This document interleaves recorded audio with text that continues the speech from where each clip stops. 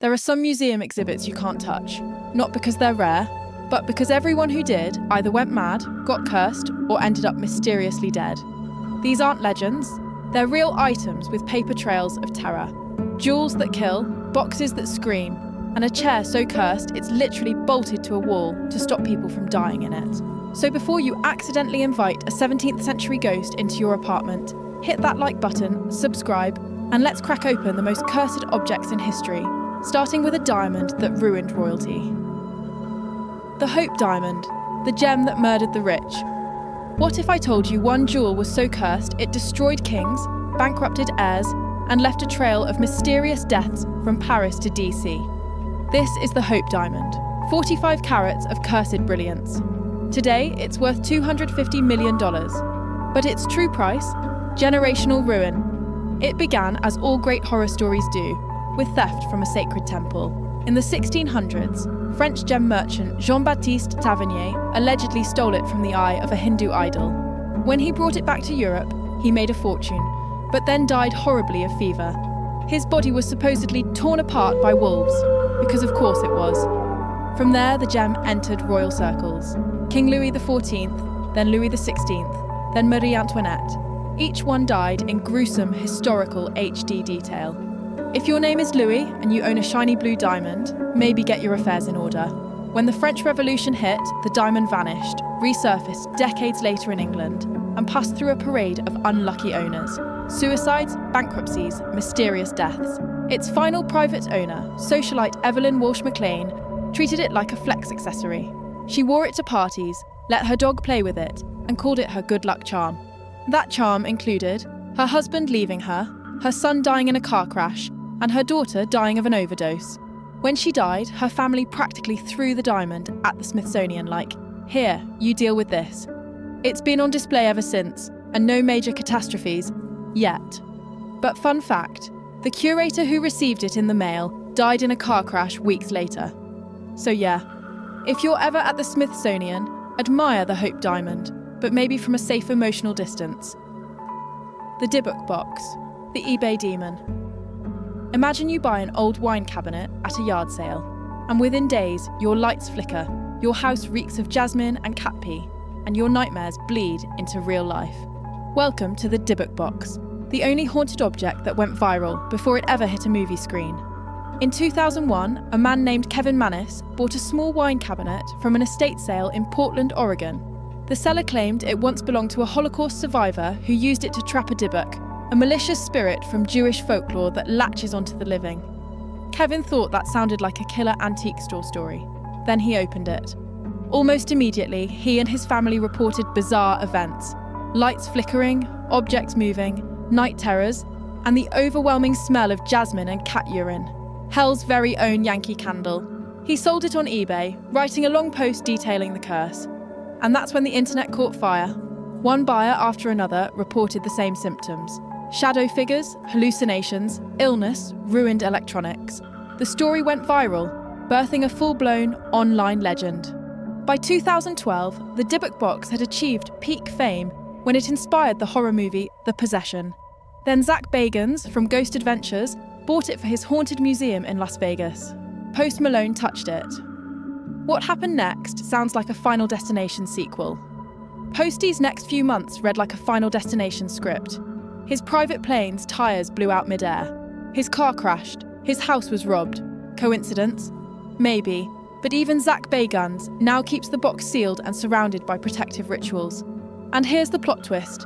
Kevin Mannis later admitted he fabricated some details to craft a modern Jewish ghost story. But by then, it didn't matter. The internet had already given it power.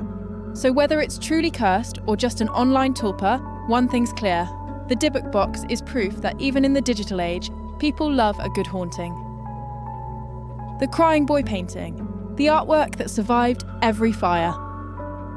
It was just a painting, a tearful little boy hanging in countless British living rooms, until houses started burning down, again and again, always destroyed, always except for the same damn painting, perfectly intact in the ashes.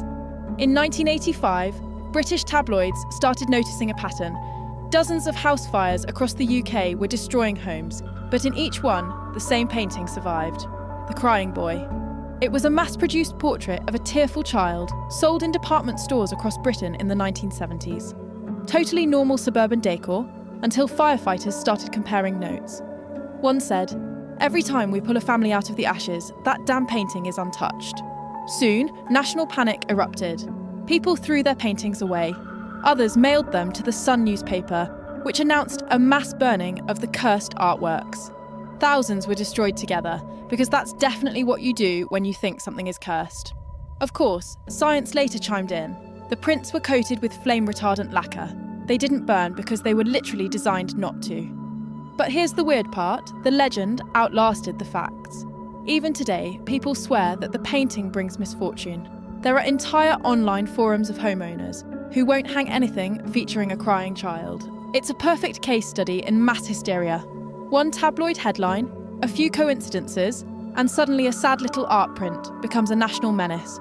So next time you see cheap art at a thrift store, maybe just leave the weepy kids where they are. The Basano Vase, the wedding gift that killed everyone. If you think your wedding gifts have bad vibes, just be thankful you didn't get this one. The Basano Vase was crafted in the 15th century Italy. An elegant, hand-carved silver urn, said to have been given to a young bride on the night before her wedding. Romantic, right? Except she never made it down the aisle. According to legend, the bride was murdered that very night, clutching the vase in her hands. As she died, she cursed it with her final breath. "I bring death to whoever owns me." Which, to be fair, is a hell of a wedding toast. The vase was passed down through her family, and sure enough, people kept dropping dead. Sometimes days, sometimes months after taking possession of it. Whole lineages wiped out until someone finally locked it away with a note reading, "Beware, this vase brings death." It resurfaced centuries later, when a young man unearthed it near Naples in the 1980s. He sold it at auction for a small fortune and died within 3 months. Each new owner met a similar fate: heart attacks, accidents, mysterious illnesses, until police finally confiscated it. According to reports, they sealed it in a lead box and buried it in an undisclosed location, supposedly under concrete somewhere in northern Italy. So yeah, technically the Basano vase is still out there, maybe buried beneath someone's Airbnb. If you're ever vacationing in Italy and dig up a silver vase with fancy engravings, maybe just leave it where it is. Souvenirs aren't worth spontaneous death. The Busby Stoop chair. Please remain seated forever. It's just a chair, old, wooden, worn down by time. But everyone who sits in it dies. That's not clickbait. It's centuries of local law, RAF records, and police logs. In 1702, Englishman Thomas Busby murdered his father-in-law after a drunken argument, apparently because the man sat in his favourite chair. Before his execution, Busby's last wish was one last drink, in that very chair. As he was led to the gallows, he shouted a curse: "Death shall come swiftly to anyone who dares sit in my chair." For centuries, people tested it. During World War II, RAF pilots who sat in the chair reportedly died in missions. Later, local builders and delivery drivers met similar fates: freak accidents, car crashes, falls. By the 1970s, the chair had racked up a body count so notorious that the landlord of the Busby Stoop Inn hung it 5 feet off the ground to stop anyone from sitting in it again. It now hangs in a museum in Thirsk, Yorkshire, where staff take no chances. They dust around it. Tourists can look, but no touching. Some skeptics say it's confirmation bias, that the legend just made people remember every unlucky coincidence. But others point to weird photographic anomalies and electromagnetic readings around it. Either way, it's easily one of the longest-running curses in Europe, and proof that sometimes sitting down really can kill you. Let's see what you've learned. You're at an estate sale. There's an old box, a dusty painting, and a chair no one's touched in years. You feel that pull, the urge to own a piece of history. Just remember, every cursed object starts with someone saying, "It's probably fine." If a priceless antique starts humming, whispering, or staring at you, take a cue from history's hot messes and walk away. So, were these objects really cursed? Or are we just good at turning coincidences into horror stories? Maybe both. Because in the end, it doesn't matter whether you believe in ghosts. What matters is the stories believed in you. Let me know in the comments, which cursed object would you risk touching? And which one would you bury in concrete, sight unseen? If you enjoyed this dive into haunted history, hit that like button, subscribe. Until next time, stay curious, stay weird, and don't sit in strange chairs.